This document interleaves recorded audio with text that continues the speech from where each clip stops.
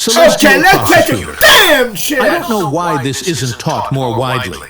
It probably should be. Slut from Okay, China. so here's where everything shifts. Street whore. The Israelites who wrote these texts, they didn't have a God of evil. Suck One my God, slut. Suck my Yahweh. slut. Everything came from Him, a good and Suck terrible. my motherfucking And slut. I'm not reading between lines here. It's written Suck my plain in slut. Isaiah 45:7. You suck God, my through the prophet, says, I form the light and create Suck my darkness. motherfucking dick. I bring prosperity and create evil. I, the Lord, do all these Suck my things. goddamn He says He dick. creates You suck evil. my goddamn Him, dick, bitch. not some other being. Goddamn dick. And honestly, that's the most, it's the most brutally honest thing in the Hebrew Bible. You suck my One God, bitch. one You suck source, my goddamn no scapegoat. That held for centuries. When bad things happened, the prophet said, you sinned, and God punished you.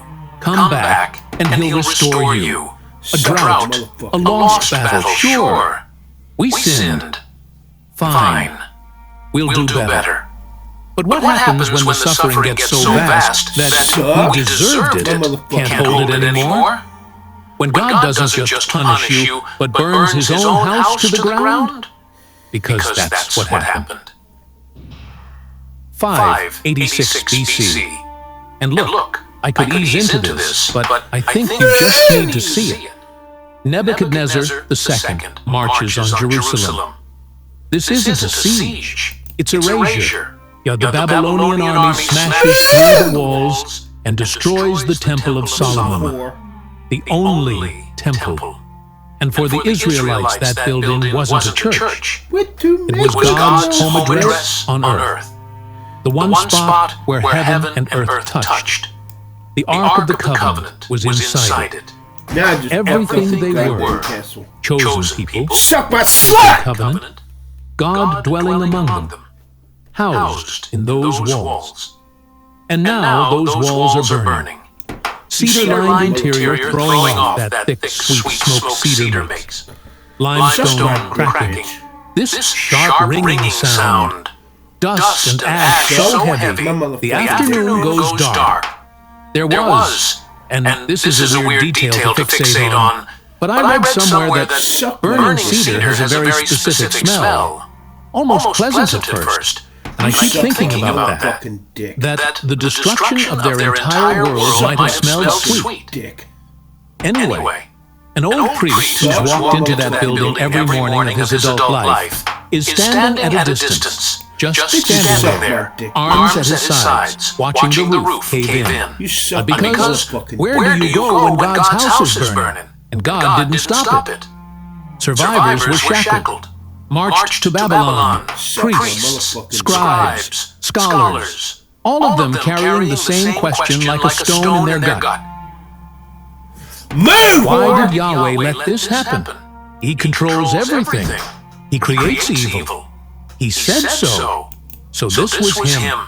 And if He did this to His own temple, either He's not good, or He's not powerful, or He's not there. None of those leave you with a God you can keep.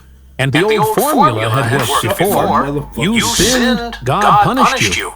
But this was Judah, the faithful kingdom, the one with the temple, the one that did the reforms. And God burned His own house anyway. At some point, that explanation stops being theology and starts sounding like, sort of like what a beaten person says to justify staying. We brought this on ourselves.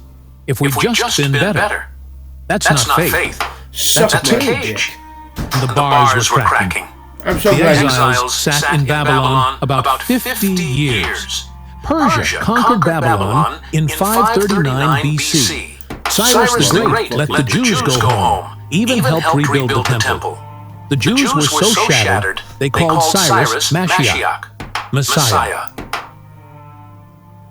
Gave the Messiah title to a pagan foreign king. Bitch, you suck. Come back to that. Messiah, for a Persian. That's how broken they were.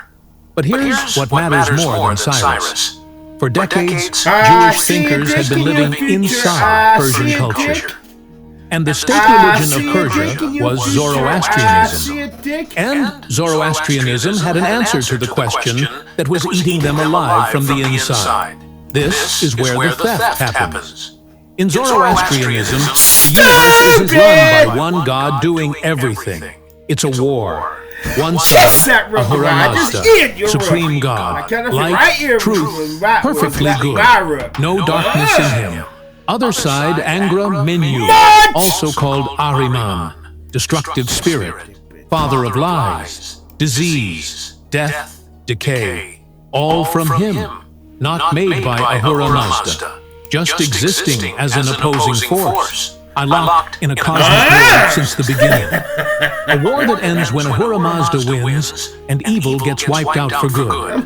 Angra Mainyu commands armies of spirits called Daevas, corrupts humans, tempts, deceives. After death, souls judged. Righteous go to light, wicked go to torment. End of history, final battle, resurrection, world renewed. Two cosmic powers at war. Demon armies, temptation, judgment, heaven, hell, apocalypse, resurrection. Every single one of those existed in Zoroastrianism centuries before they showed up in Judaism or Christianity. I'll get you with this centuries. I just got myself. And I want to make sure that actually lands because it's easy to hear and not really process. These aren't similar ideas. They're the same ideas, with different names. The Jewish exiles soaked in them for decades. And at some point, the Zoroastrian answer it clicked. Like a key sliding into a lock they didn't know they were carrying. It wasn't God. It was God's enemy. There's an opposing force. Our suffering isn't proof Yahweh's cruel or weak. It's proof there's a war, and we're caught in it. So they took the old title, the accuser, the guy who asked permission before he did anything, and started reshaping him. Slowly, across generations. Title became a name. Article dropped off. He went from prosecutor to rebel. Gained malice, ambition, a whole backstory. And you can watch it happen in the text. There's a story about David taking a census. It shows up twice. In 2 Samuel 24, the older version, God incites David. In 1 Chronicles 21, written after the exile, Satan does it. Same event. Same census. They just swapped God out and dropped Satan in, scrubbing God's record one story at a time. And actually, if that just clicked for you, hit the comments real quick. I'm curious how many people already knew about that. Then, in the centuries after, the apocalyptic writings, First Enoch, Dead Sea Scrolls, Satan explodes. Full character. Was an angel called Lucifer. Rebelled, thrown from heaven, became the serpent in Eden. Rules underground fire. Demon armies. Locked up for 1,000 years, then released for the last war. None of that, not a word, is in the original Hebrew Bible. Every piece built after the exile, every piece maps onto Zoroastrian sources.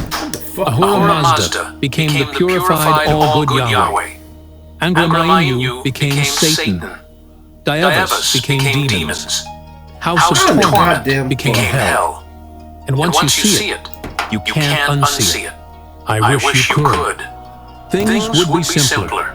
The devil you were taught to fear is a foreign import, assembled from Persian parts during a catastrophe, retconned backward into older stories to look like he'd always been there. But knowing he was imported isn't the dark part. What they did with him after, that's the dark part. Get that goddamn. And for that, we need Amsterdam. Because a 23-year-old reading the Torah was about to pull a thread that would unravel the most powerful lie in Western civilization. God damn it. Baruch Spinoza, born 1632. Fucking damn it. Amsterdam, Portuguese Jewish family.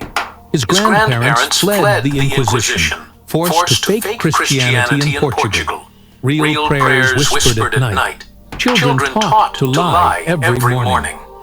They finally got to the Netherlands, not because it was kind, just because it was less likely to kill you for what you believed. Spinoza grew up brilliant in a way that made him dangerous. Torah, Talmud, rabbinical commentaries.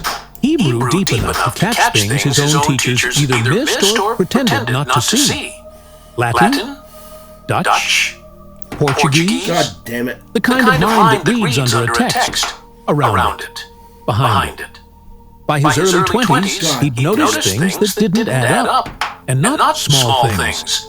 Passages in the 5 books of Moses that couldn't have been written by Moses because they describe events after his death. Writing styles that shift mid-book like different authors from different centuries got stitched together. Oh, and the thing that matters Come on, you here, dick sucker. he noticed the entire framework of demons and evil spirits that his community just accepted had no foundation in the original Hebrew. None layered on, added after.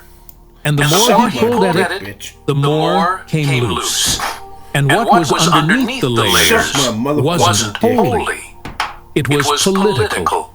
He started saying this out loud. Conversations, study groups, letters. Word got around. And the rabbinical authorities, they recognized the threat right away. Not because he was rambling nonsense, because he was right and he could show his work. And when he explained it, other people started seeing it too. That's the most dangerous kind of thinker, not wild ideas. Careful ideas that spread. July 27, 1656. He's 23. Community issues of cherem. Harshest excommunication in Jewish tradition. The text reads like, honestly, it reads like something out of the Old Testament itself, which was probably the point.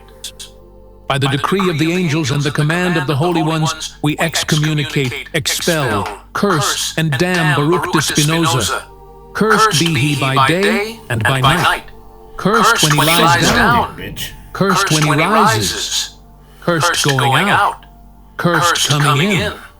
The Lord will not spare him.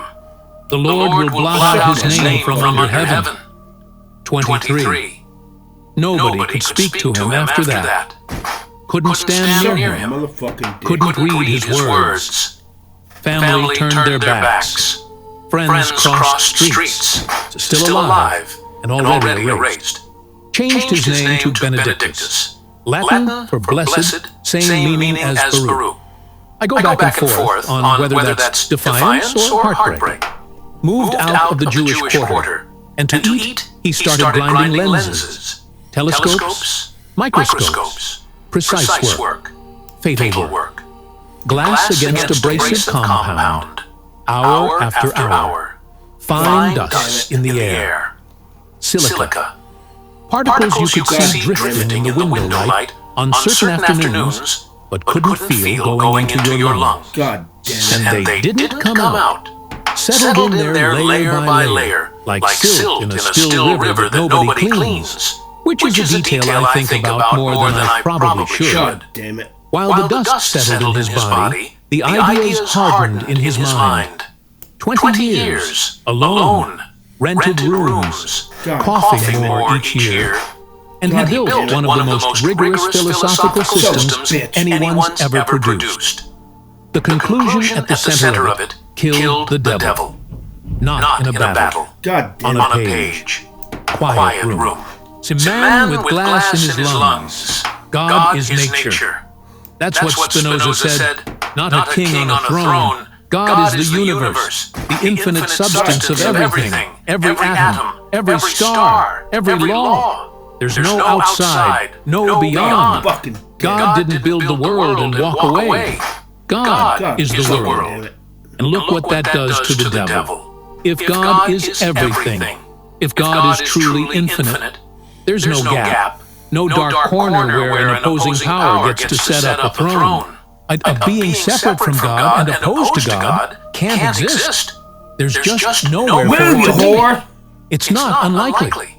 The concept doesn't survive its own definition. Move, you whore! Like a circle with corners.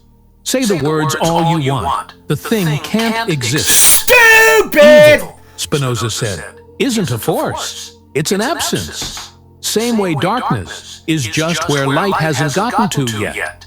Evil is where understanding hasn't arrived. People do harm because they're limited, ignorant, pushed by things they can't see clearly. And not because some invisible creature crawled into their ear. The cause is human, always. Come on, you dick He wrote to Albert Berg about this. Former student, had converted to Catholicism, was trying to pull Spinoza in too. Spinoza's reply was, or actually, I guess, the best way to describe the tone is just cold. Not angry, cold. You want me to believe in specters? In demons? These are fictions, built to frighten people who've stopped thinking. Fantasies children should be embarrassed by. But he didn't stop there. Proving the devil was impossible would have been enough to get him in trouble. What made him, I guess the word is lethal.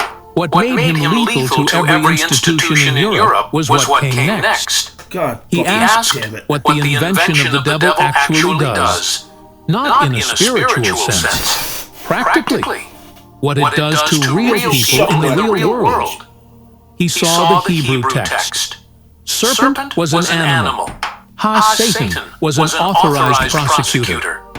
Isaiah 45:7, God taking credit for evil. So he saw the later text shoving a villain into a story that didn't have one.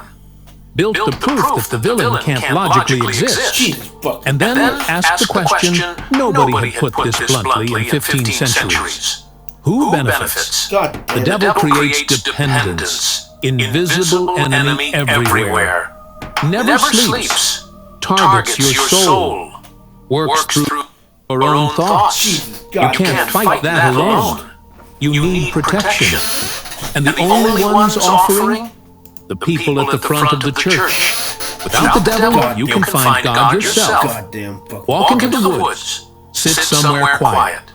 Nobody else has to be involved. But with the devil in the picture, you're in danger every second. And the only shelter is the institution. The priest, the pastor, the confession, the tithe.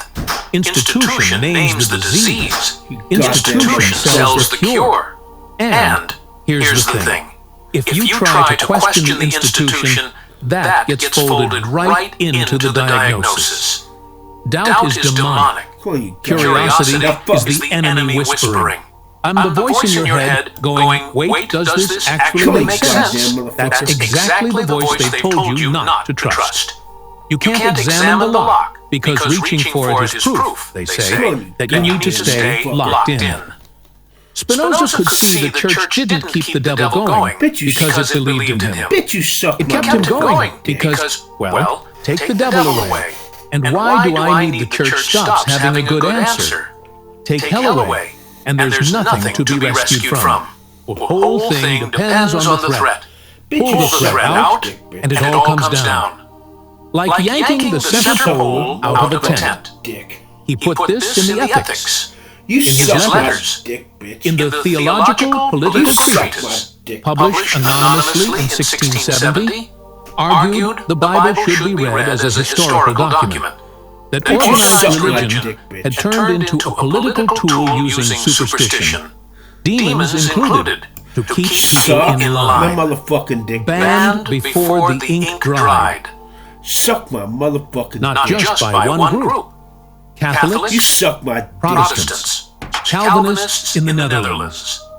The Jewish community reinforced their curse. Institutions that had spent a century killing each other agreed right away, all of them, that Spinoza needed to be shut down because he didn't go after just one of them. He showed they were all running the same thing. Devil's not real. Here's why you built him. Fear makes obedience. Obedience makes revenue. Revenue makes power. Power protects the lie. Closed circle. Same circle in every church and synagogue and cathedral. Just different paint on the walls. Anyway, I keep saying the dark part isn't just that the devil was imported and used for control. The dark part is what that control did to actual bodies. For centuries, devils real, so possession's real. And if possession's real, then anything the church can't explain gets blamed on demons. Seizures, hearing voices, convulsions, uncontrolled movement. Women who spoke too boldly, men who challenged a priest, kids screaming at night for reasons they couldn't name. God damn it. We have words for those things now. Fucking Christ. Epilepsy, schizophrenia, bipolar disorder, Tourette's, night terrors, treatable, diagnosable. Fucking Christ. But for centuries, the answer was demons, and the treatment was exorcism, Fucking Christ. which in practice, not in movies, in actual documented records, was torture, restraint, starvation, weeks of isolation, beating, burning skin with heated metal, submersion in water. People with conditions you could diagnose in a 10-minute appointment today were tortured, sometimes killed, because a character copied from Persia got blamed for what was happening in their bodies. Early 1600s, France, Damn it. town called Suck my Loudun. dick, bitch. Group of Ursuline nuns start having fits, convulsions. Church says they're possessed. Local priest, Urbain Grandier, gets accused of sending the demons. Motherfucking dick, bitch. They tortured him until his legs were crushed, then burned him alive. But the nuns kept having episodes for years afterward, because there were no demons. Obviously, there weren't. Probably neurological or psychological conditions nobody in that century had any way to identify. Suck my motherfucking And a man was burned for it, because of a character borrowed from a Persian religion 1,000 years before he was born. bitch. And the witch trials. Straight line. If the devil exists, he can recruit humans. Those humans are witches. Witches need to be found and destroyed. That's not hysteria. A perfectly rational conclusion from a false starting point. 40 to 60,000 people executed for witchcraft across Europe. 1400s to 1700s. Mostly women. My dick, bitch. Lots of them old, poor, widows. Some of them knew things about plants and herbs that made neighbors uneasy. Bitch. Some were just alone, or different, or disliked. The trials were built to convict. Dick, bitch. Swimming test, tied up, thrown in water. Float, and you're guilty because the water rejected you. Bitch, you suck my Sink dick. and drown, and you're Bitch, you innocent. suck my dick. Just think about that. Either way. They also checked for devil's marks, moles, birthmarks, scars. An examiner licensed by the church would prick the marks with a needle. If you didn't bleed enough, Mark was confirmed as demonic. Some of the needles, and this part is just, I don't even know what to do with this. Some of the needles were built with retractable tips, like a trick prop. No blood possible. The outcome was set before the exam started. Bitch, you suck my Bamberg, dick, bitch. Germany, 1620s, 1630s. The Prince Bishop there oversaw roughly 900 executions. One town. They built a facility for it, Motherfucking dick. called it the Witch House. People were held and tortured until they confessed. Bitch, you suck. And everyone confesses eventually. Stupid! Alone could keep you up at night. Suck my dick, bitch. Torsaker, Sweden, 1675. 71 people put to death in a single day. Bitch, Some you of suck them my were dick. teenagers. Every one of those traces back to a title in a Hebrew courtroom. Ha, Satan, the accuser. Bitch, you suck. You're the guy who asked God's permission before doing anything. That title got stolen, Bitch. inflated with Persian mythology, pasted into the Garden of Eden, Bitch, you suck. built across centuries into a cosmic emperor of evil, then pointed at the weakest people in every village in Europe for 300 years. Spinoza knew this. He was writing while Europe was still executing people for witchcraft. Bitch, you suck Real my people dick. dying in his lifetime over a character he could prove didn't exist. And what it cost him. 20 years after the cherub. Near total isolation. Rented rooms, lenses, Jesus fucking writing. Christ. The cough getting worse through his 40s. Blood. Jesus His fucking letters mention it with this flat, matter-of-fact tone that's honestly worse than if he'd complained. And on February 21st, 1677, rented room in The Hague, lenses on the bench, ethics in a drawer, Spinoza died. 44 years old. Friends grabbed the manuscripts, published them anonymously within months, before anyone could destroy them. He and then every institution in Europe confirmed how important those words were by trying to make them vanish. Catholics banned. Protestants banned. Calvinists banned. The Jewish community piled on. Institutions that hated each other, that had been at war for a century, all agreed in an instant that this man's ideas had to disappear. Not because he was wrong. So, let me bring this to you. To right now, to whatever's sitting in your chest. If you grew up in any tradition that taught the devil was real, they didn't just tell you a story. They planted something deep. Bitch, you And suck. I'm choosing that word carefully. Planted. Like a seed dropped into dark soil before you had any idea what was going into the ground. Roots wrapped around your ribs before you were old enough to know what was growing. And the thing they planted wasn't just that some monster exists out there somewhere. They said the monster lives inside your thoughts. That's really the whole design right there. Enemy on the outside, you run. You suck my mother. Enemy on the inside, where do you go? Suck my Your mother doubts, dick. devil whispering. Your questions, devil luring. Suck my Curiosity about whether any of it's even real? Most dangerous symptom of all. Only remedy. Stop trusting your own head. Suck Trust the voice at the front of the room instead. You So suck the my child, fucking dick. 5, You suck 6, my dick. 8 years old, learns the inside of their own skull is enemy ground. One that the voice going, hey Kiss wait, that ponga does this make slut. sense? Might be a trap. Only safety is to hand your Suck judgment my over slut. to the priest, the pastor, the parent repeating what the pastor said. That's the deal. Struck with Well, a I'm gonna kid who kick your has no ass. idea a deal is happening.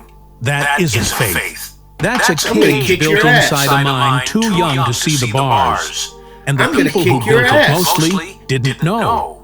Your mother, who told you about hell, probably heard about it when she was 5. From her mother. Who heard it? Suck From my hers. Suck my slut. Fear passed down like a family heirloom nobody realizes is poison. Every generation hands it to the next one, thinking they're giving protection. They're giving a chain. And it goes back, link by link, through centuries of preachers, through the church fathers, through the apocalyptic writers, through the exiles in Babylon, all the way to a Persian myth about a destructive spirit called Angra Mainyu that was never supposed to be part of your story. And I want to ask something. Do you remember the moment? Damn it. Not the age, the moment. Fucking. A sermon where the pastor's voice went low, and something cold moved through your stomach and just Suck my dick. stayed? A parent at bedtime saying something that was supposed to be a warning, but it landed like a brand and it never really faded. Sunday school, felt bored, someone drawing red fire. I think for most of us, there was one moment when the seed went in. Naming Suck it, my dick. actually seeing it as something done to you, not by a person, in a room. Bitch, you suck. That's the start of realizing it was never a truth Bitch, you about suck. how the universe works. Bitch, you It was suck an my act dick, bitch. performed on you. Guilt you've been carrying. Some of you since before you were old enough to have anything to feel guilty about. It isn't yours. Never was. built from Persian parts during a catastrophe 26 centuries ago, inflated by people who needed your fear to prop up their authority, Suck my mother. retconned into texts that never had it, pressed into your chest as a child by someone who got it pressed into theirs. Spinoza proved its counterfeit, alone, excommunicated, coughing glass, knowing he'd die young and poor and forgotten. Suck my He proved the devil can't exist inside an infinite God. That evil isn't a creature, just an absence. That demons are scarecrows to keep people from thinking. Nobody's taken that proof apart in 350 years. They banned it, bitch. You cursed suck the man, burned the pages. But you can't disprove a proof by burning the paper it's written on. So let it go. The weight, Damn it. the hum that's been there since you were small enough to believe whatever the adults said. The flinch when your mind goes somewhere you were told it Fuck my shouldn't. face. That was I'm planted by saying hands. this to myself. Human as much hands. as him. For human reasons. Stupid! And what human hands put in the ground, your own hands can pull up by the roots. Drop your city and country in the comments, so I know where this reached. They invented the devil to control you. But the lie they told about the 10 Commandments, that's even worse. If you want to know why the rules of God were also plagiarized, pay attention to this.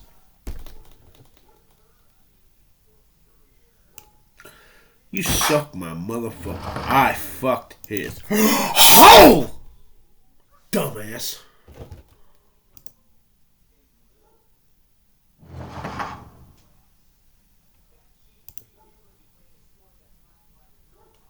You suck my dick, bitch. You suck my dick, bitch. You suck my dick. Welcome back to Myth Vision. John F. White, Cracker Ford YouTube channel. Everyone go subscribe. He's a mythologist, studies ancient mythology stories. Welcome. Thank you, Joe. Good to be here. You as well, John. We've had several discussions literally on dragons. The bovine bull, I get it right this time. You The suck bull, my Friday, motherfucker. 3500, 4500, give or take, who knows exact date, but it's clearly an old artifact, if you will, of creature that's sacred to many people, Proto-Indo-Europeans, especially because that's what they You did. suck They my moved around with animals, You suck and, my dick, bitch. and they kept them alive, clearly, and they were sacred. So You suck we cover that, we cover hell, we cover dragons and serpents, and don't want to give too much away, but I want to talk about a question that came to my mind as you were describing way back. We talked about First Nation peoples Bitch, you here suck in the my dick, Americas. bitch.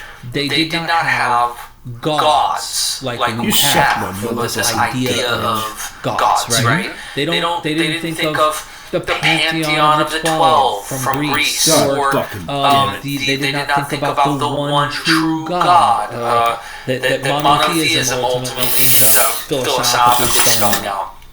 So that is a personal question, but it's also a question I kind of wanted to paint for you because it's my problem too. Okay. People ask me, My Derek, motherfucking dick, bitch. do you believe in God? Or do you believe that there is a God? And I notice it's always in the singular. Do you believe that there is a God? Okay. A creator. And I go, I don't know. I say, I really don't know if there's something out there that made all of this. There's maybe something out there, but I say, ultimately, I don't. Okay? I don't. And then Baby, you suck. I always turn it into a category issue where I say, you use the term like a creator, a demiurge, a God that made all this stuff. And I say, you know, when I look at the history of anthropology, studying humans, and how they believe things, I think to myself, this is like a Johnny come late question. So I can That dick they that didn't have motherfucking that question in mind. They didn't think like this. And that the concept of God or gods is a man-made construct, is what I tell them. That we have invented these categories Baby, you to make just sense suck of the my world. motherfucker. So when you ask me, do I believe in God? I go, well, I think humans have made that idea up to make sense of the world we live in. So no, technically by your question and what you're thinking, I don't. Bitch, you So suck I'm my asking dick, you. bitch. You better believe in the gods. No, just kidding. Do you believe in God? You raised some good points there. And Baby, it really you does just depend suck on my what we've motherfucking dick, bitch. So there's sort of three answers. You suck my motherfucking dick. No, it's all man-made. That's the easy one. There is the... If gods are man-made, then yes, I am a god because I created my religious thoughts and beliefs. If I've created that religion, I must be the god of that religion. And because I made just God suck of the my universe, motherfucking part of the cosmos. Yeah, I am She part of said, the whole baby, you universe. just suck my The universe motherfucking is dick. part of me. So what better She said, believe baby, if I want to be a god than that? But a third, well, serious point is actually what is a god, and because it's man-made, if you have to alter that, then there can't be gods, because otherwise you don't be. But you talk about who created the cosmos, my because little there are cheese, she said, to those baby, you questions. just suck my Then fucking dick. no, it can't be a god Suck my because it needs a beginning. And this is a typical argument you often find that if God has been around forever, we would have never got to this point for him to create the universe. If God hasn't been around forever, baby, then you nothing just suck my created dick. to have been there. So therefore God can't be the God, there must Suck be my another God. So yeah, we look talk about how did the bullshit. universe created, what put the energy there, then something must have happened to do that, and that is a really interesting question to answer that I don't think we will ever find the Move, you whore! to, unless we're in a simulation. Right. And there's a really interesting argument we had about simulations, that are we the sort of last running program in a current simulation. So if you know about computers, there's a really interesting Stupid! which is that sometimes computers slow down when they're doing lots of busy calculations. Is gravity, in effect, the CPU of the universe, and gravity slows down time when lots of things have to happen, and that then help us believe we are a simulation. And if we are a simulation, then it doesn't really matter what we think, it's just part of the simulation. Right. You're not really here. So it's just pointless to worry about it. Do better things with your life than worry about if there were God. Trust me, believing in a God will not make your life any better or worse. The decisions you make about it, though, it might, but believing, no. Yeah. I mean, again, what is a God, right, is a good question to ask historically. How did he... Let me ask you this, because you've really gone... I mean, you've covered a lot of different land, a lot of different culture, language, all of that. What were gods, or why did humans come to the category of gods? Because before they had sprites and spirits or things that they believed had essence, if you will, to them, like some type of being. But they weren't called gods. They weren't understood the same way as gods, or did they operate in places where gods ended up eventually? Can you explain the origin of gods? There's a few ways humans have tried to make sense of the world. One is through animism, which is that the world is alive. Who's that guy going to have to try to keep some of them fucking him? Life and spirit, or we're one life and spirit joined together, and there's shamanism that sort of works on that, extends it. But in terms of gods are, because gods are man-made, they're stories. And because they're stories, like all stories, they are affected by society and landscape. So when do we start seeing humans carving figures of things we know are gods? And that is after we have sedentary behaviour. That is after we settle down and we surround ourselves not with nature but with other people. If you're surrounded yourself by other people and you have an administrative burden on your society, and you blame the tax man for this and the leader of that for that, and the other person for this and the other person for that, if you're looking for an answer to the universe, you're going to blame something that looks like a person. Gotcha. And that's where we get our God's stem. What happens is you have different gods for different types of things. You could probably have the tax person God or whatever in today's society, but you had gods that looked after the storms and the weather and the food and things like that. And we have to remember that back in time, everything was probably ritualised. So everything was done for a reason. We didn't have free time like we do today.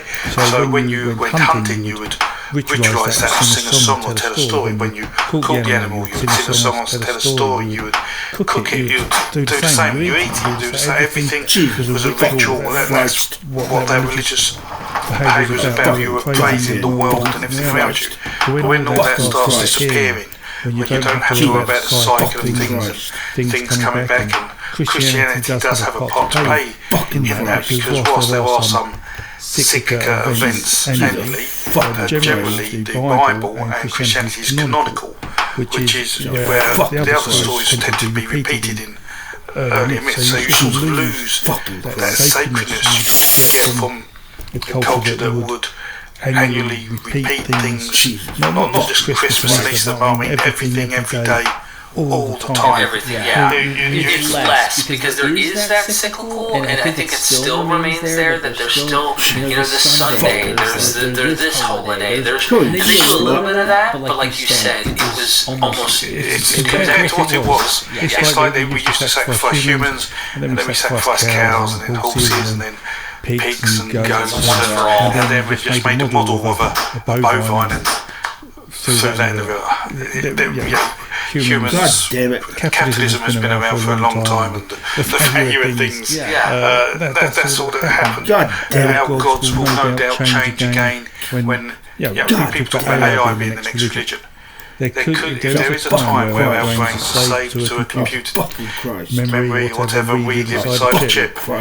The gods of those times will look different to the gods we perceive today. So as far as gods are concerned, and the definition of what gods are, I'm sure that's kind of a difficult thing to just pin down. But you mentioned there's a god, like Poseidon is a god of the ocean and water, right? And you have Zeus, this like the supreme god, if you will, of the heavens, but also you could say thunder, lightning. It's taken that aspect of the gods. You see that a lot. The chief god is also the storm god. Right. And then various other gods represent various other natural phenomena. Even hunting with Artemis, for example, but even the deer, she kind of symbolizes that particular animal. There's so much natural phenomena that gets identified anthropomorphically through a named entity, which is like a human-ish thing, but it's actually a god. Think of them as anti-dragons. So we blame dragons for things that go wrong, but you had gods for things that go right. Or things that you... That's all, they're just dragons, but in a human skin. Well, that's why I bring this cow, this bull up, is because this would have been understood by some as a god. And in some divine, right? A divine gift. Okay, so what about worshipping cows? Was there not? In Hinduism, they don't worship the cow. The cow is sacred. They understand how perfect a gift it is from the gods. Okay. So what about at a time when there's no gods that are entities like us, but much greater, much more powerful? Was there a time where humans did not have that, where maybe the ocean itself wasn't Poseidon, like we have this god with a three-pronged, holding his... So the ocean was never Poseidon. I mean, you had these serpents of the ocean represented the dragon in a way. But what you find in maybe other cultures, such as those that are more pastoral, or the gods tend to be more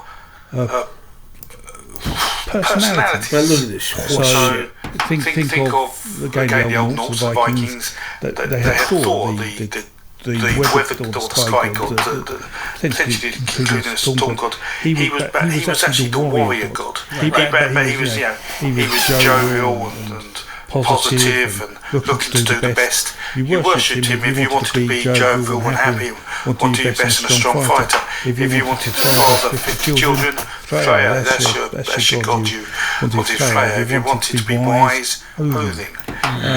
So gods took slightly different roles because we took it away from blaming the environment and just thought, what will be, will be. God damn it. So this is what I'd like to be like. And the old Norse were much like that. The fates were entwined in their life such that, if you're not aware, why Vikings were so good in battle is they really believed in the fates such that the day you're born, they have decided the day you die. So you can go to battle as many times as you like. You are not going to die unless it's the day the fates decided. That's a mindset that many other armies didn't have. And that's why they were so good. And that's why there's no point staying at home with this battle, because if you're going to die, you're going to die sitting at home, so you might as well die in the battlefield and get a chance to go to digger! You didn't get an underworld in Old Norse mythology, but then they also had this split off as a reward system. Proto heaven. Then you really started fucking pissing me off. But it's three lots, you had Frey's, and then you had Odin's, and then you had the underworld proper. Who knows where you'd end up. But that's why you wanted to do so well. And in fact, in their myth, if Odin saw someone who thought would be good in his heaven, his Valhalla, he would ensure they died. So he would get the body. Okay. So then my final question on this God question is simply: do mythologists, scholars, do they go back in time to a point where humans did not have gods? So notice I'm using the term gods, okay? It clearly can be used to mean different things, okay? Twist it. Right, so Neanderthals Y'all are going early human tonight. Homo sapiens were around for about 30,000 years ago, give or take, and they've been around a lot longer than Homo sapiens. They could probably talk in a complex manner. They probably told stories. They created weapons. They could make clothes and dye clothes. They were pretty smart. They were as much humans as early humans. And early humans probably had religious thought in terms of death. So are Neanderthals allowed to have gods? Did they have gods? This is kind of a question. And the audience should ask themselves, because if a Neanderthal can have a god and we consider them not human, Stupid! your god allow that? Right. But I guess I'm curious to know if there was some form of beliefs that were not gods. Oh yeah, so the animistic stuff, so where they worship trees and the wind and the fire, and storms. I mean, the power of the storm was immense. The oldest god's name, I believe, we have with some confidence, has been discovered by Anatoly Lieberman, who talks about the Wotu, which is the noise of the wind through the trees like the wild hunt and the storms and the lightning, all that together. That was a raging god that eventually would turn into Odin, to part of Odin, 8,000 years later. We need to talk about this. That's that root So that's how, spirits turned into a humanized being. And that's what I was trying to get at. Ultimately, if we can go back in time and see humans did not have gods, and we understand that humanized-ish beings, but prior to that, there might have been spirits, ghosts, something else. Okay, the whole category of saying, do you believe in a god, is like, it's like, come on, it's all human. You can only ask that the last 10,000 years, for the last 5,000 in Europe. The last. I got one word of advice for you. Resign. So, the fact that you can only ask that question at a certain date and time for people to understand it suggests that There is no God. Ladies and gentlemen, be sure to subscribe. Cracking Forward YouTube channel, John F. White. Also, you can support us on Patreon if you love educational videos, you love learning this kind of stuff. Back up your educators, the people who are promoting education, by supporting them free through liking, sharing, commenting. There's various ways in which you can support what we do for free. And then there is also the financial ways. By supporting us on Patreon, you can private contact us and get early access to content. You can also help steer the content to future episodes. And we hope that you'll help support what we're doing. So thanks so much, John. Thank you. That was boring! That was boring as shit. That was boring as fuck. I don't know why the fuck I watched that. That was boring as fuck. Do you remember the first time you started to suspect that other believers were pretending?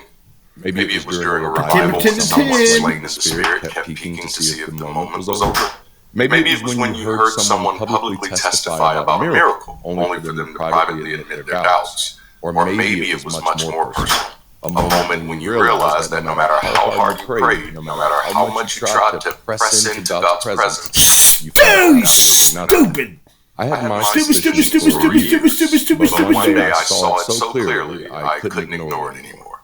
I was at a church service one time when the preacher declared, "The glory of the Lord has filled this place." He said, "I can't even see anymore, it's so thick in here." Suddenly, the first two rows of people started behaving like they had been blinded, hands reaching out, stumbling, acting like they couldn't see each other. But here's the thing, the rest of us, all 500 of us sitting among them, we could see just fine, including some of the blinded people who had no trouble checking their text messages or making their way to the bathroom. That's when it really hit me. People will pretend if they find that it is socially required. And the real tragedy, even those who weren't directly participating were still enabling the illusion because nobody wanted to be the one to break character. And that's when I realized religious belief functions as a form of socially reinforced willful delusion, akin to an elaborate cosplay of psychosis. That may sound extreme, but let's unpack this.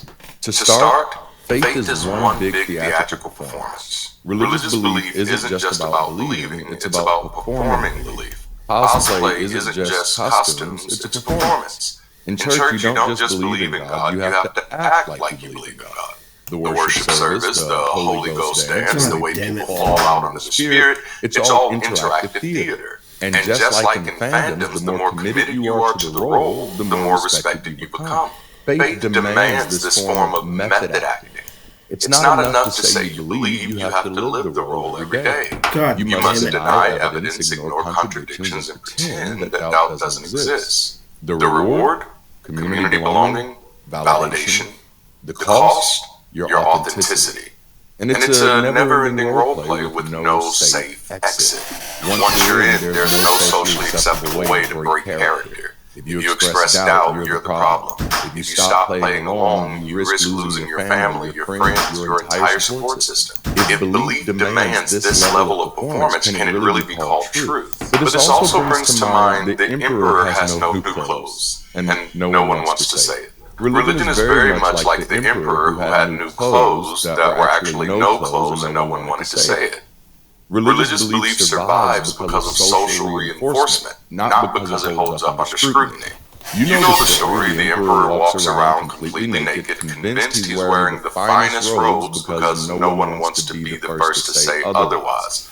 The courtiers pretend to see the invisible fabric because they don't want to look foolish. The citizens play along because questioning the illusion would make them outcast. The lie only collapses when a child, someone unconditioned by social pressure, calls it out. This is exactly how religious belief works. People pretend to have faith because the cost of doubt is too high.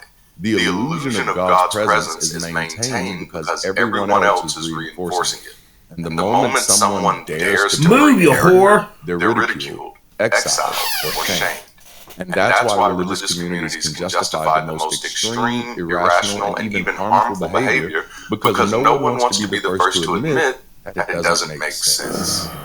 Hey, I apologize for interrupting, but I want to jump in real quick and do a temperature check. How many of you are enjoying the content that's coming from this channel that is resonating with you? If you find value in this type of content and this type of work, I want you to consider joining our Patreon. We have memberships that are free, and we have memberships that are low as $3. And quite honestly, it's because of you that I have the privilege of showing up here and providing content like this. And so if you want to support, become a patron today, and you'll be helping to support the content that's here now and the content to come.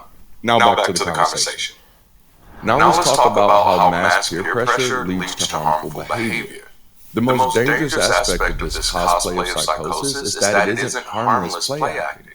It's a powerful mechanism for mass peer pressure that enables destructive actions. Consider moral atrophy. When belief overrides critical thinking, people stop evaluating actions based on logic and ethics and instead defer to doctrine, even if it contradicts their own conscience. This also leads to the dehumanization of outsiders. Many religious traditions define in-groups and out-groups, whether it's believers, heretics, infidels, and apostates. The stronger the shared illusion, the easier it is to justify violence, discrimination, or oppression. Thank God I settled in, but I didn't break. Crusades, witch trials, modern-day Christian nationalism. Just go through my comments to see how many of these cosplayers are I ain't talking Joseph Stalin either. I'm talking about my Stalin. experiences and my thoughts, even though I'm not intruded into any of their sanctuaries. But keep in mind that this does come from people who believe that a character who drowns nearly all of the human population, including innocent children and the elderly, should be the ultimate standard of morality and love. Yikes. It also considered the end times in apocalyptic thinking. Some religious traditions are structured around eschatology,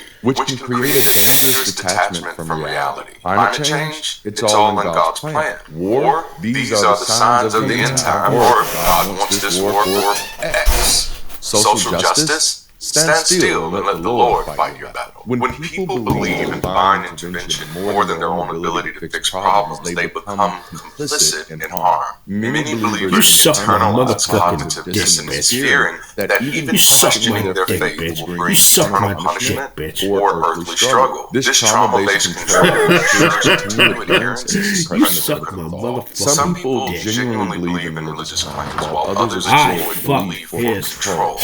Consider televangelists and authoritarian theocrats. While many believers participate in this type of pretending of belief unknowingly, not everyone in the system is an innocent participant. Many leaders knowingly sustain the illusion of power and for profit. For this next point, I want to hit the similarities between conventions like Comic-Cons and church conventions, because they're almost identical. Church conferences and fan conventions follow the exact same structure, from costumes to rituals, from emotional highs to celebrity worship. But one is seen as spiritual truth, while the other is acknowledged as entertainment. Let's consider the similarities of a typical Comic-Con and a typical religious convention. Number one, for Comic-Con, fans will travel long distances for the event. Believers also travel long distances for their event. That's easy. But fans dress in elaborate costumes representing their favorite characters in attire that they normally wouldn't wear elsewhere. Believers also wear elaborate religious garments, robes, habits, suits, hats, you know those hats, in an attire that they normally wouldn't wear elsewhere. For Comic-Con, devoted fans gather to hear from actors, writers, and directors. For the church conventions, devoted believers gather to hear from pastors, prophets, and spiritual leaders. Cosplayers act as if they are the characters they admire. Believers act as if they are possessed by the characters in their fan fiction. Jesus, God, the Holy Spirit, maybe even demons. Fan conventions are characterized by hype and emotions are high, leading to crying, screaming, and moments of overwhelming connection to the fictional world. Believer conventions are also characterized by hype and emotions are also high, leading to crying, shouting, and moments of overwhelming connection to their fictional world. At Comic-Con, fans debate lore, canon, and character arcs, each claiming their interpretation is the truest. Well, believers do the same thing. They debate theology, doctrine, and scripture, each claiming their interpretation is the truest. Fans spend hundreds of thousands of dollars on merch, autographs, and exclusive content. Believers spend hundreds of thousands of dollars on merch, autographed books, typically the Bible, exclusive content, and tax-exempt donations. At fan conventions, special guests and celebrities like the actors, the writers, and the influencers, they get premium status, VIP treatment, and private events. Well, guess what? Come on, you At the dick church sucker. conventions, special guests and anointed leaders, pastors, apostles, bishops, performers, they get premium status, Suck my VIP seating, dick, bitch. and private meetings. At the end of the convention, everyone goes home, but the fandom stays. The same way, at the end of the conference, everyone returns to their lives, but the faith remains. The difference? Comic-Con fans know they're engaging with fiction. Religious believers are socially pressured to pretend that they're not. If church culture mirrors fan culture this closely, then isn't it possible that belief itself is just another fandom, built on world-building performance and emotion? And when you think about it, the Bible is the ultimate fan fiction, and it's still being written. Every major religion started with a foundational canon, but just like fandom, it didn't stop there. Religious writing, doctrine, and personal revelation work exactly like fan fiction, expanding, reinterpreting, and rewriting the original story. Just like in fan fiction, first the original manuscript gets written. In fandom terms, this is the first draft. For Christianity, this would be early Jewish text, oral traditions, and ancient myths. Then later, writers started making additions. Just like fan fiction expands the story, later religious leaders added new books, doctrines, and interpretations over time. The New Testament itself is an expansion pack, written decades after Jesus. Many concepts like hell, and the rapture weren't even in the early drafts. Different factions argue over which stories should be canon. Some Christian groups reject books that others accept. Catholic Bibles include the Apocrypha, while Protestant Bibles do not. The Ethiopian Orthodox Church has an entirely different biblical canon with extra books most Christians have never even heard of. That's not divine revelation. Bitch, you Editorial suck my motherfucking dick, bitch. In fandoms, headcanon refers to personal interpretations of a story. If you think Batman never kills, that's your headcanon. If you think Daenerys and Jon should be ruling the Seven Kingdoms side by side, that's your version of the story. Religious belief works the exact same way. Some Christians say that Jesus is coming back. Others say that Jesus has already returned. Some say that Jesus never left. Some say baptism is by immersion. Some say you gotta be dipped, and some say you gotta be dripped. Some say speaking in tongues is a requirement for salvation. Some say it's only needed to have the Holy Spirit, and others say it's not a requirement at all, or you already have it. And all of them claim that their version is the truth, because just like in fandoms, people bend the story to fit their own preferences. Every religion claims their story is the one true story, yet they constantly revise, rewrite, and expand on it, just like fandoms do. Every believer holds their own headcanon, a version of faith that fits their personal beliefs, even when it contradicts others.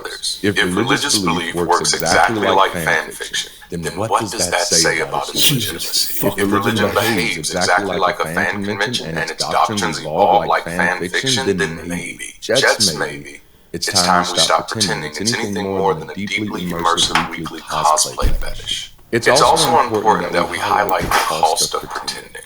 What has this... Now fuck up and move that whore. How many people have spent years, decades, waiting for divine intervention that never came? How many people have stayed in toxic marriages because they were told God hates divorce? How many people never pursued their dreams because they were told to wait on the Lord? How many of us have lost relationships, family, friends, and even entire communities because we couldn't keep pretending? And then there's the mental exhaustion, the burden of constantly convincing yourself that what you feel, see, and know deep down isn't real. How many people have lost themselves completely because they were never allowed to be authentic? And the worst part, when people wake up, when they finally step away from the faithful delusion, they grieve. Not just because they lost hope or they lost God, but because they realize how much time was wasted. Move, you whore! Not loving, not truly learning. They realize how much of their life was spent living in a delusion. And that can be devastating. But there's also a societal cost. There are laws and policies that have been shaped by fictional beliefs instead of real-world needs. There's science that has been delayed or rejected because it contradicted Scripture. Entire generations have been trapped in generational cycles of ignorance and fear because questioning has been subverted with pretending. If pretending has cost us this much, what else are we willing to lose before we finally wake up? If belief has become for so many a cosplay of psychosis, then the greatest danger isn't the belief itself, it's the cost of questioning it. Because here's the reality. If no one can admit that the emperor is naked, then the entire society is complicit in the lie. And when belief is upheld not by truth, but by fear, that's not faith.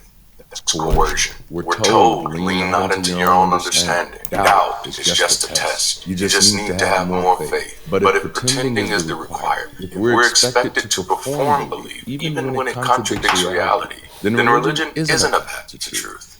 It's a mechanism of control. And the longer we keep pretending, the more it costs us. This is why intellectual honesty matters. This is why critical thinking matters. This is why we have to create safe spaces for people to deconstruct, to question, and to grow without fear. Because for so many people, waking up means losing everything. Family, community, identity. And when the cost of questioning is that high, most people will choose to keep pretending. But at some point, we will have to wrestle with the truth. Not just as individuals, not just as former believers, but as a species. What has this cost us collectively? What have we lost as a civilization by convincing ourselves to see what was never there? What advancements, what relationships, what opportunities for progress have been sacrificed at the altar of make-believe? And the hardest question of all, what else are we willing to lose before we finally wake up? This is why I do what I do. This is why I challenge religious superstition, not because I hate God, Jesus, the Holy Ghost, or anybody else. Not because I want to destroy faith, because I love people. And I refuse to sit idly. Of course, you don't love people. Robbed of their You don't love me, their bitch. autonomy, and their authenticity by a belief system that demands that they live in a fantasy. Thank you for hanging around for the entire video. Today's conversation was a throwback from this time last year, and I really hope you enjoyed it. I've produced so much content over the past 2 years that I'm now able to reintroduce older videos when I need a bit of a break. Between the channel, DLD World Group, and Grid City, my life is hectic. Then add on top of that 2 seniors in high school and college this fall, and 2 kids involved in soccer and track at the same time. Both of them.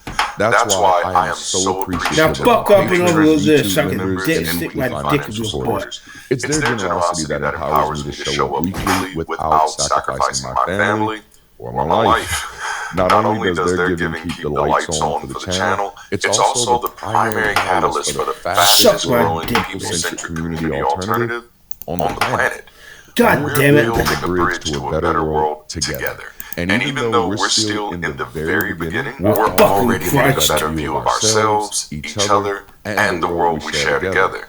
If you're not a financial supporter yet, this is your chance to get off the I'm sidelines. not going to support you. I'm not going to support your black ass.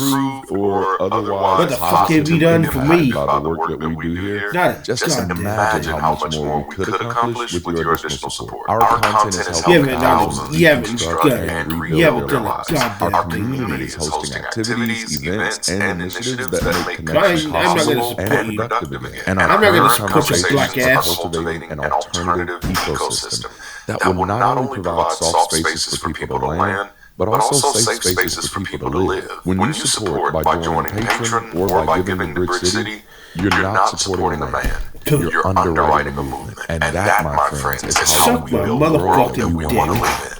So make this the day you start proactively building the future that you want. You can become a supporter by using any of the links in the description. And even if I haven't gained your trust yet, there are plenty of other established organizations that could benefit from your contribution and I ain't involvement. contributing There's shit the to American Human you. Association, there's Recovering from Religion, the Clarity Project, and even the Center for Inquiry.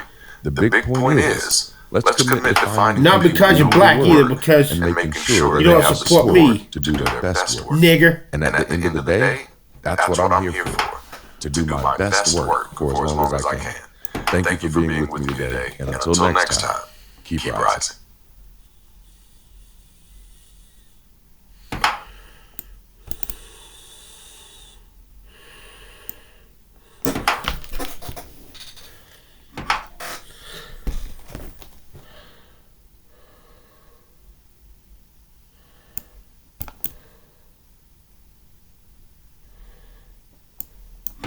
You suck my motherfucking dick.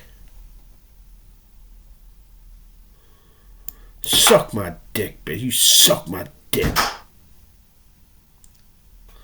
What the goddamn Holy Ghost fuck?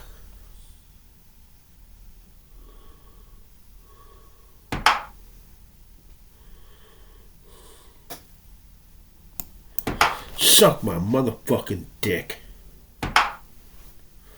Man, I cannot believe how badly I outreached Rose today. I love it. I mean, I made Rose spit. Wait to make Rose spit.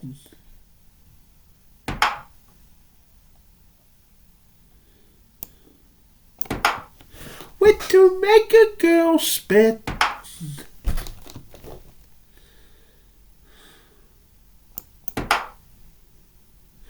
Wait to make a girl spit.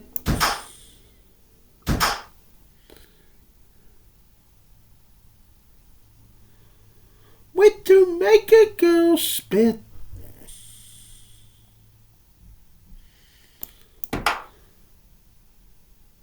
Wait to force her to spit. Well, it's not just longer than hers, it was a lot longer than hers.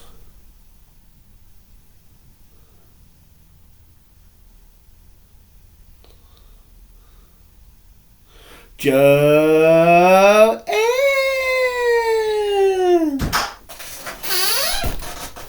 Bitch, you suck my motherfucking dick, bitch. Suck my dick, bitch. You suck my motherfucking dick. You suck my motherfucking dick. Bitch, you suck my motherfucking dick, you motherfucker. Bitch, you suck my dick, bitch.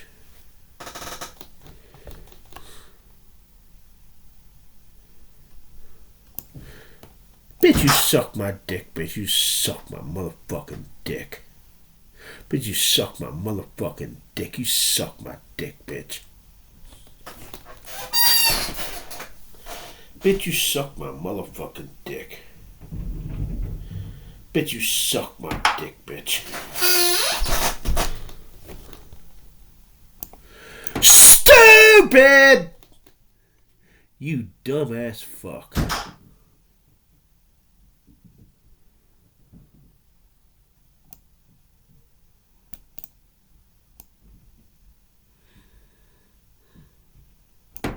Get that goddamn knot out of here.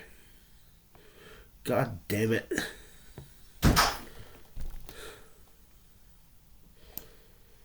God damn it, you son of a bitch. That motherfucking night out of here, you son of a bitch.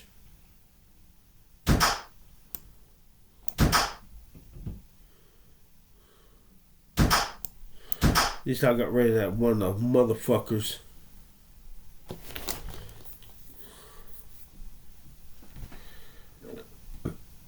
Come on, you motherfucker.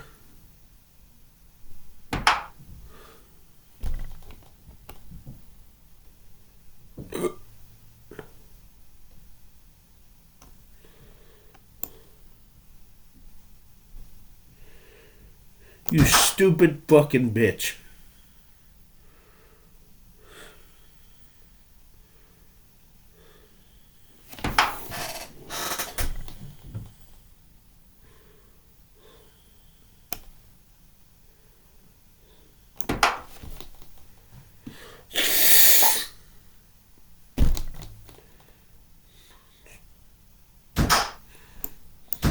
God damn it.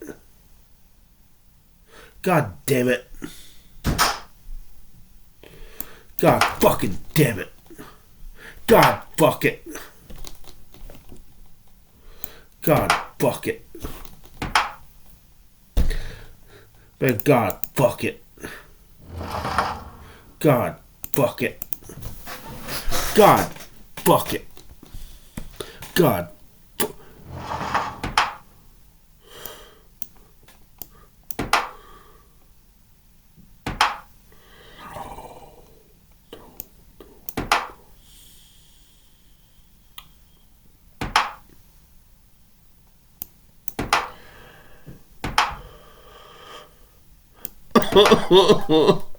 That's cute.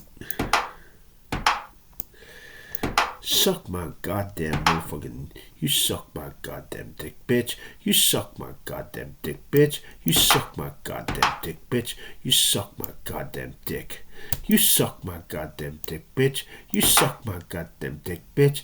You suck my goddamn dick, bitch. You suck my goddamn dick. You suck my goddamn dick, bitch. You suck my goddamn dick, bitch.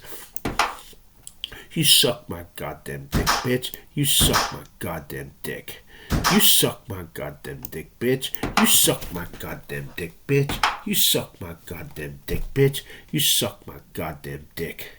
You suck my goddamn dick, bitch. You suck my goddamn dick, bitch. You suck my goddamn dick, bitch. You suck my goddamn dick.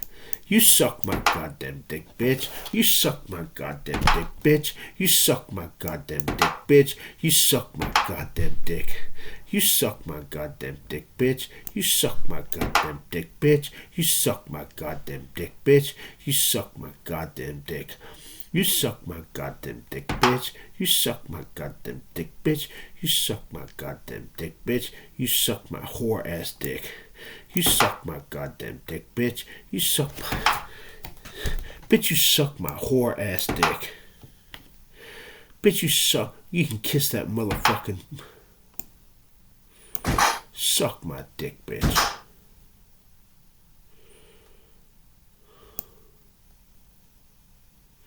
Suck my motherfucking dick.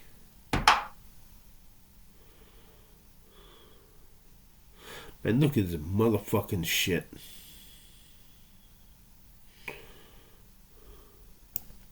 Suck my motherfucking dick. Suck my dick, bitch. You suck my motherfucking dick.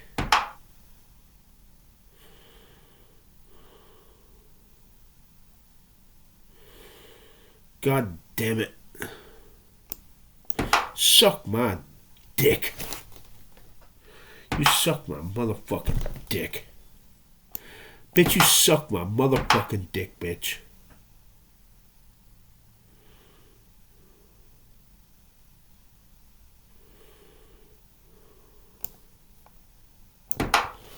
Suck my fucking dick. You suck my motherfucking dick, bitch.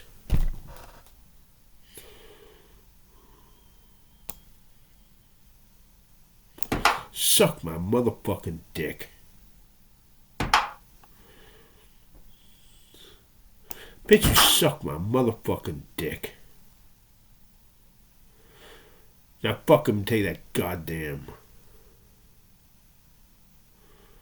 You suck my motherfucking dick. Suck my motherfucking dick. Suck my dick, bitch.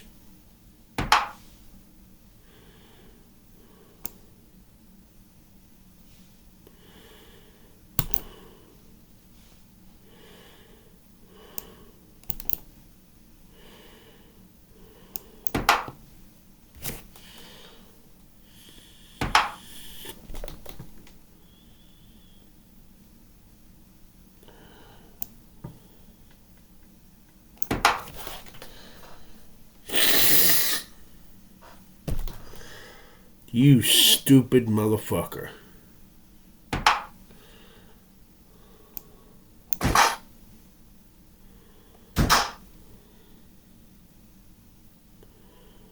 God damn it. Suck my motherfucking dick.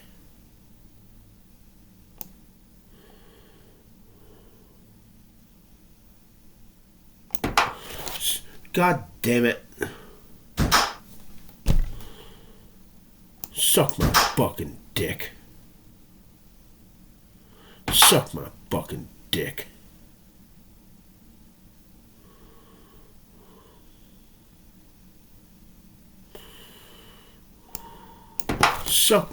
You suck my motherfucking dick. You suck my fucking dick.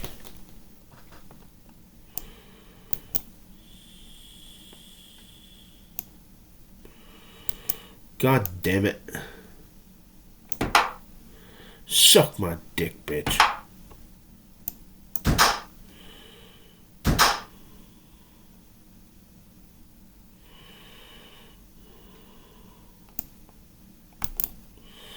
God damn it.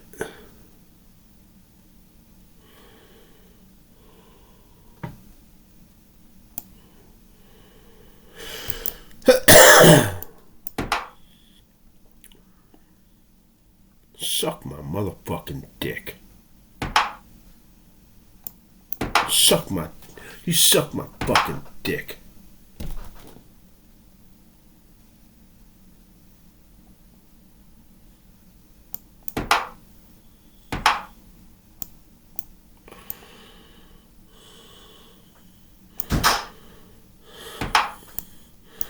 Suck my dick, bitch.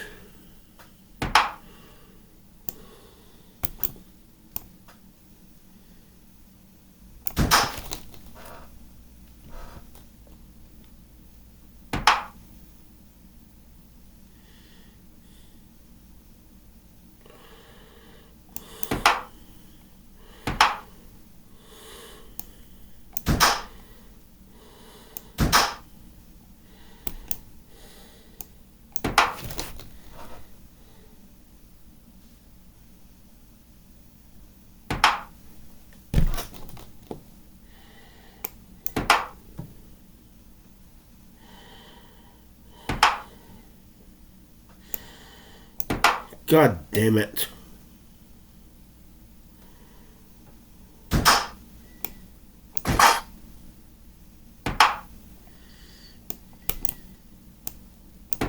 God damn it. God damn it.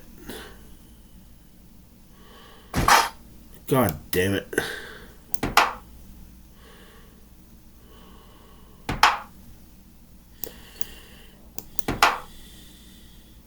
God damn it.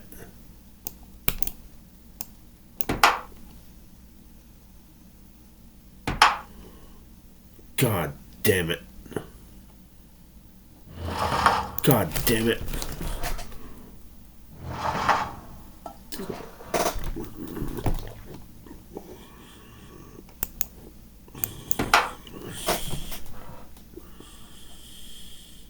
God fucking damn it.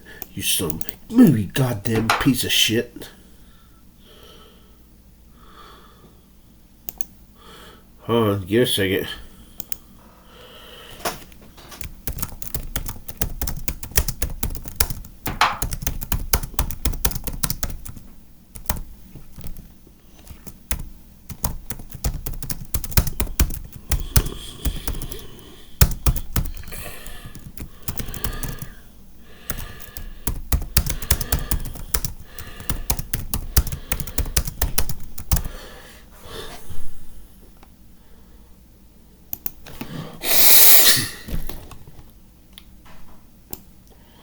Come on, you dick sucker. March, march, march, you whore.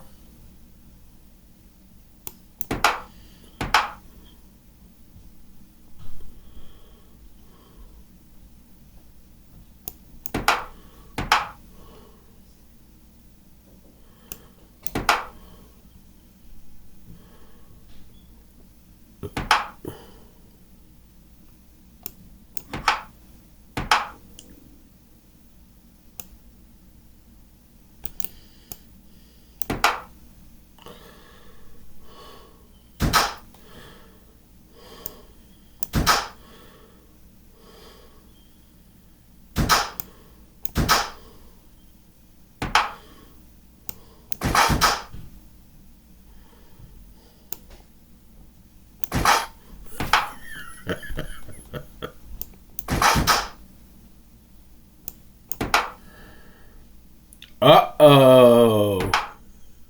God damn it. God damn it.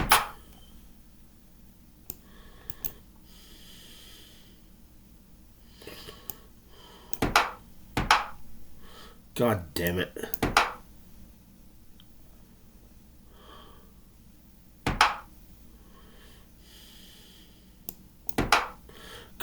dick sucker. Which pit? Come on, you fucking dick sucker.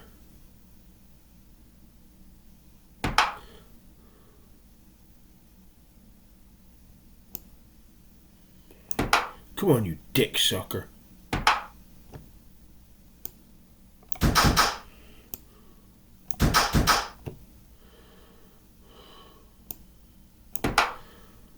Look at all these fucking poems.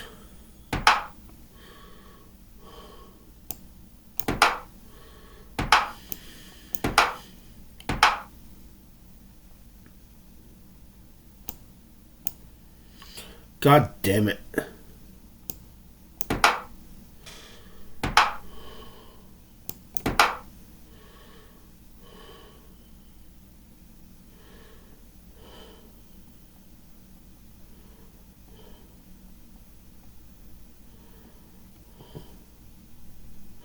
Move, you whore!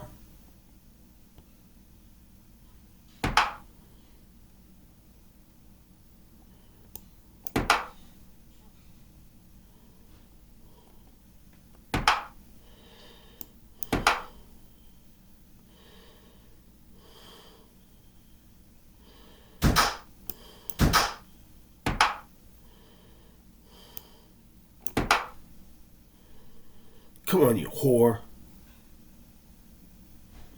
Move, you whore.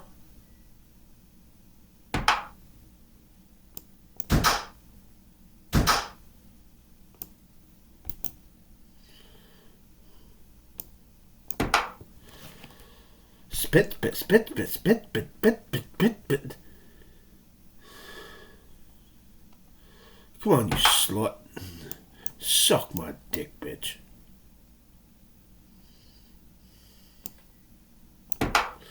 No, I can't do that fucking stupid goddamn poem.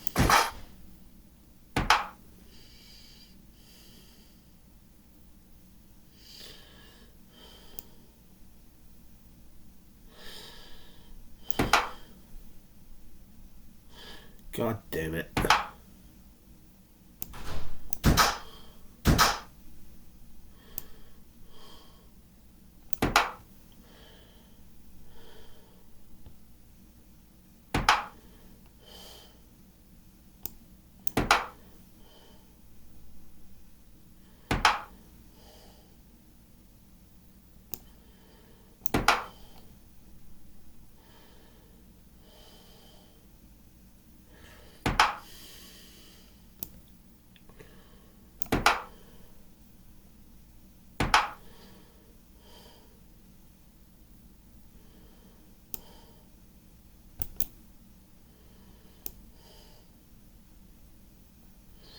God damn it.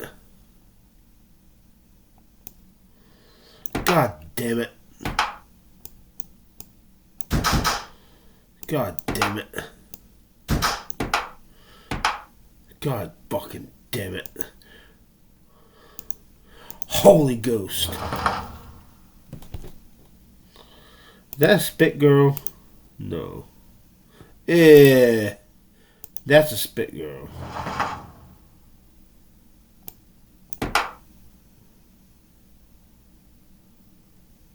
Come on, you slant-eyed slut.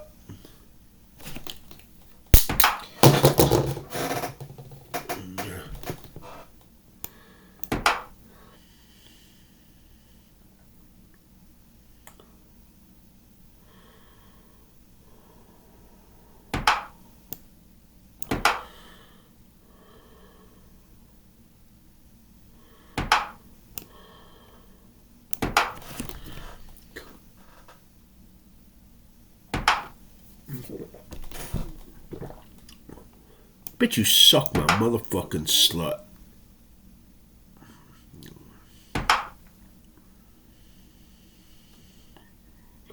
Bitch, you suck my slut. Suck my motherfucking dick.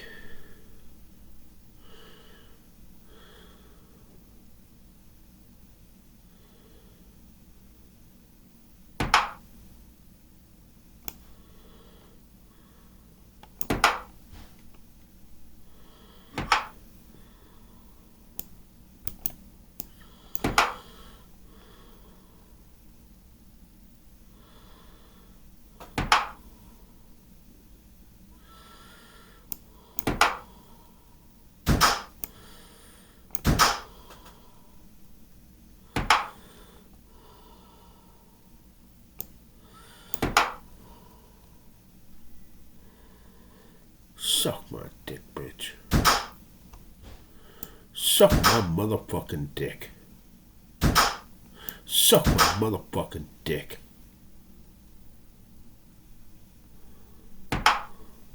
Suck my motherfucking dick.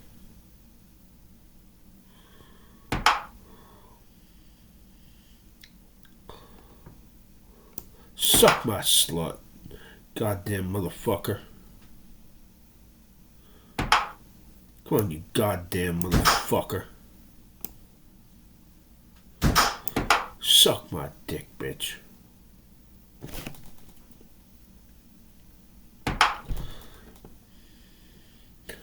Bitch, you suck my motherfucking dick.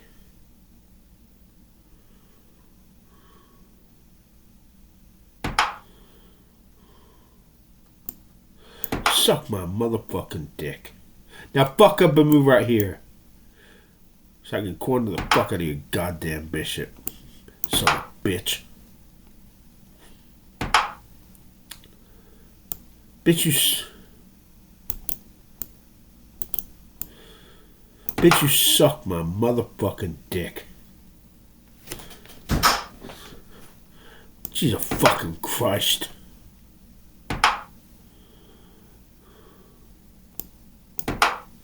Oh, fucking Christ.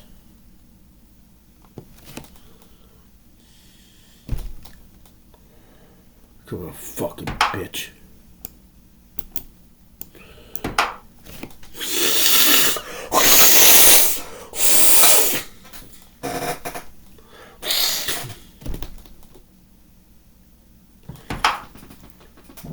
I just shit in my goddamn pants.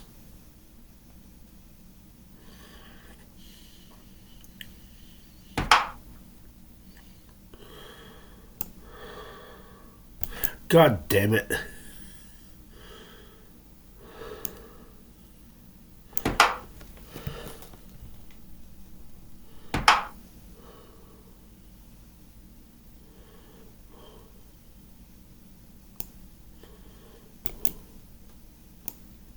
God damn it.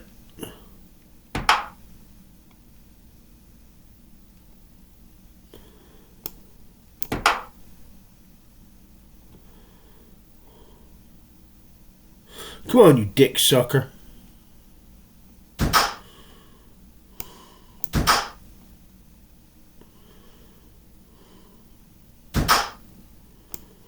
At least I dicked up that motherfucking... Suck my motherfucking dick, bitch.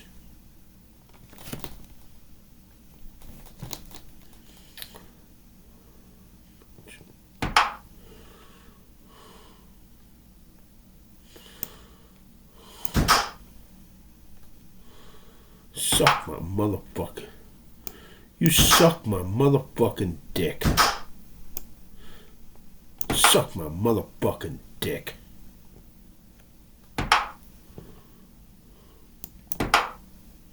Suck my motherfucking dick.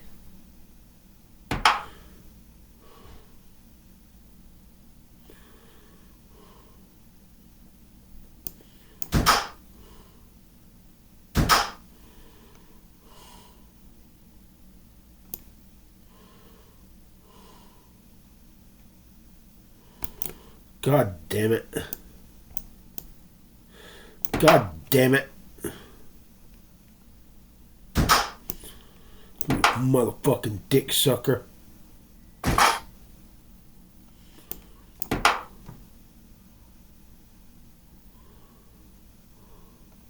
Come on, you motherfucking dick sucker. Come on, you motherfucking dick sucker. Come on, you motherfucking dick sucker. God damn it.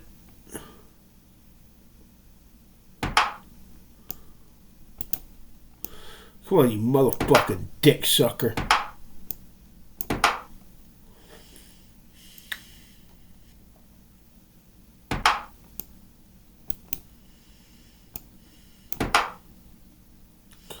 Come on, you motherfucking dick sucker.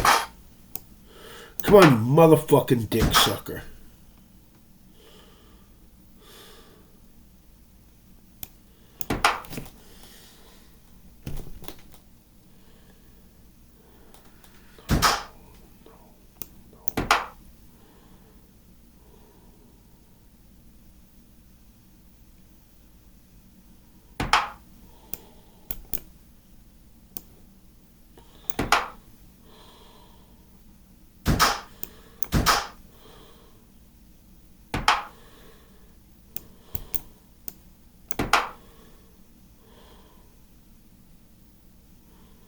Come on, you dick sucker, fuck up. Fuck up like I hope you're about to fuck up.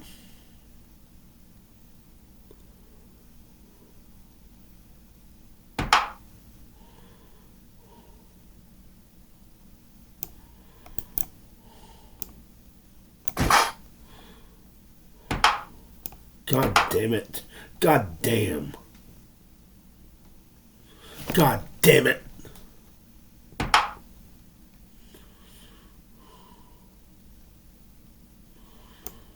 God damn it.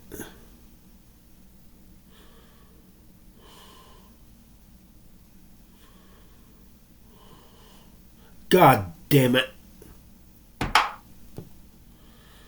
Suck my motherfucking dick.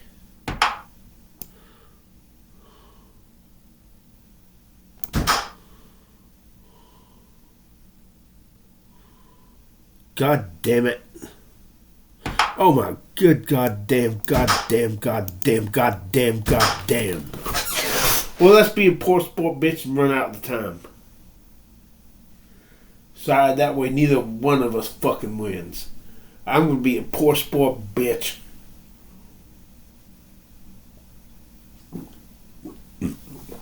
Why? Because I feel like it. Why do I feel like it? Because I feel like feeling like it.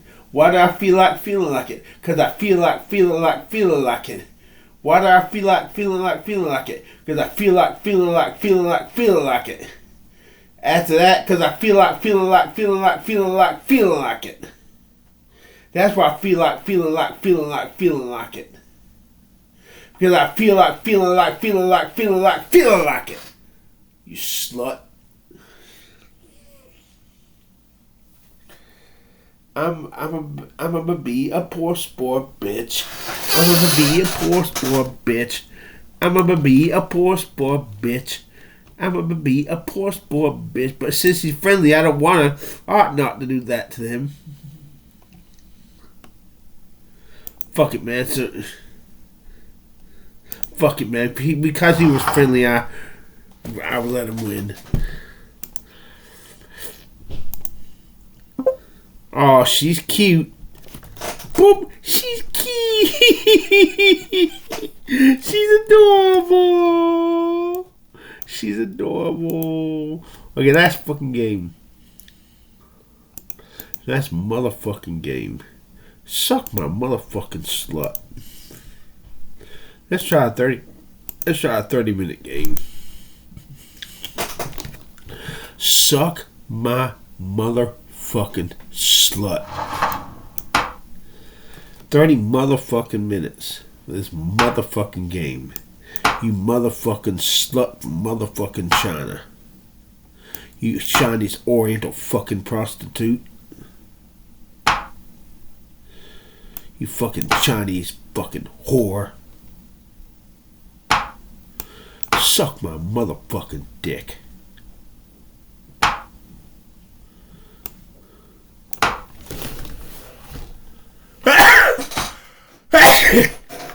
Damn.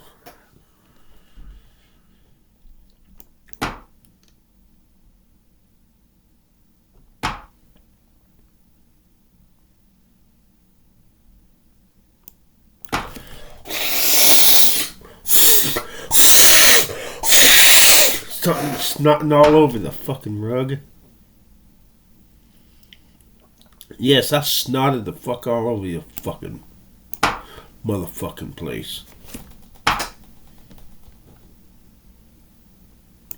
I'll snot like fuck. When you got a snot, you got a snot. You don't want to have to snot, but when you got a snot, you got a snot.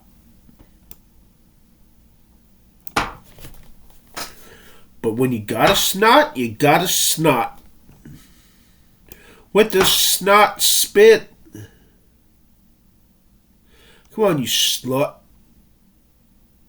You Oriental whore. You Oriental prostitute.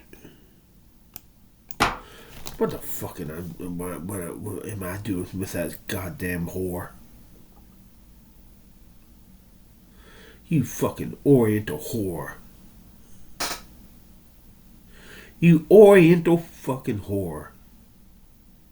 Come on, you Oriental whore. Come on, you Oriental whore. You Oriental prostitute.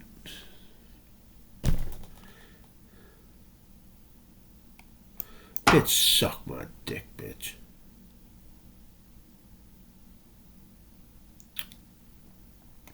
Suck my motherfucking dick. Suck my motherfucking dick. You suck my motherfucking dick, bitch. You suck my dick, bitch. Bitch, you suck my dick, bitch. Bitch, you suck my whore ass dick. You suck my whore ass dick. You suck my whore ass dick. Suck my hairy dick. I'll fuck your hairy hole. So a bitch.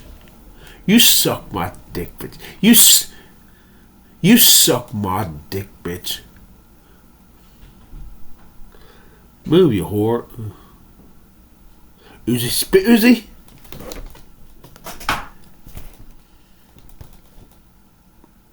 Spit, spit, spit, spit, spit, spit. Give him a little extra treat.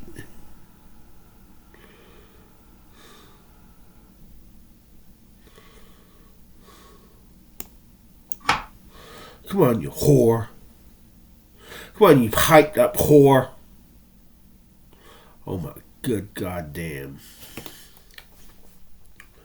Man, I see a dick in my future. You see, that fucking pisses me off.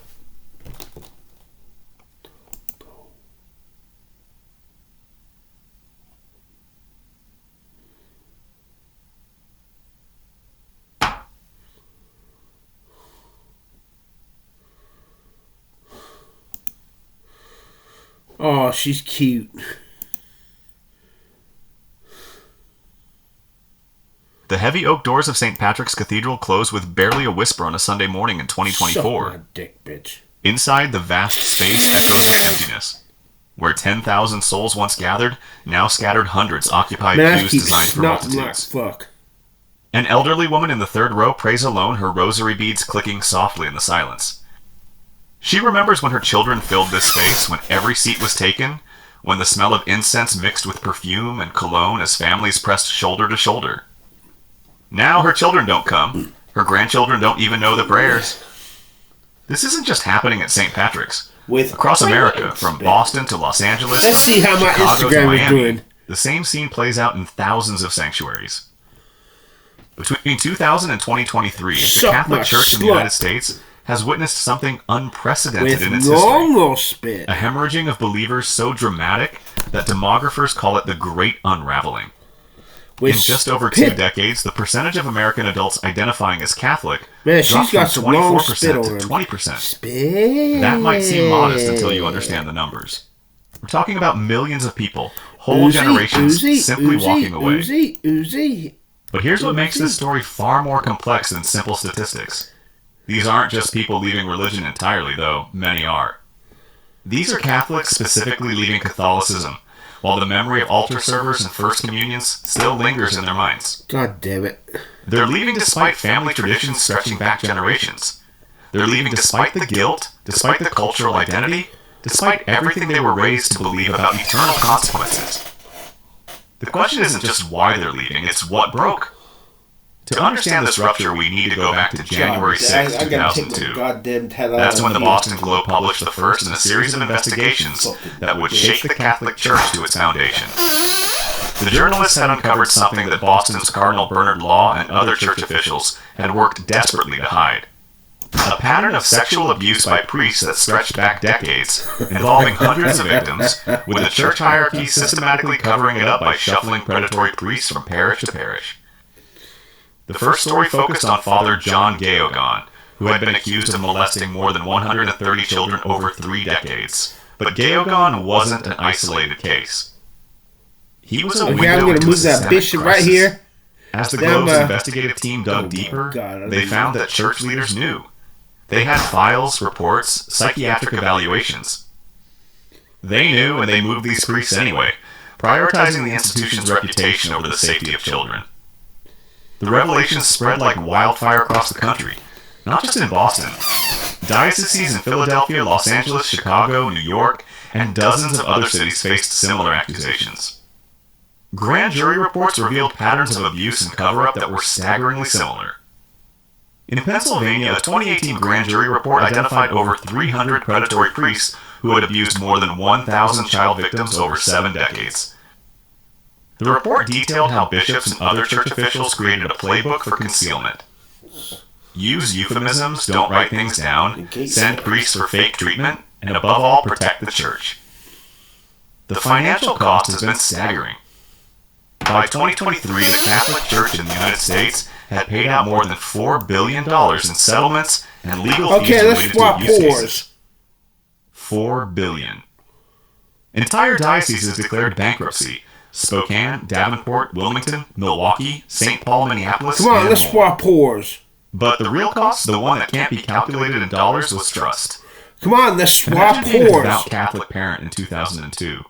You've raised your children in the You hear me? I faith. said let's You've swap sent them to pores. CCD classes, trusted them with priests, taught them that Father knows best, that the church is holy, that these men represent Christ on earth. Now you're reading that some of those trusted figures were predators, and worse, that the bishops you revered as moral authorities actively concealed these crimes. The cognitive dissonance is crushing. The betrayal is generational. If you're watching this right now, I'm curious. Where in the world are you watching? Move, slut! And what time is it there? Drop a comment below. I love seeing how far these stories reach. Now, you might think the abuse crisis alone explains the exodus.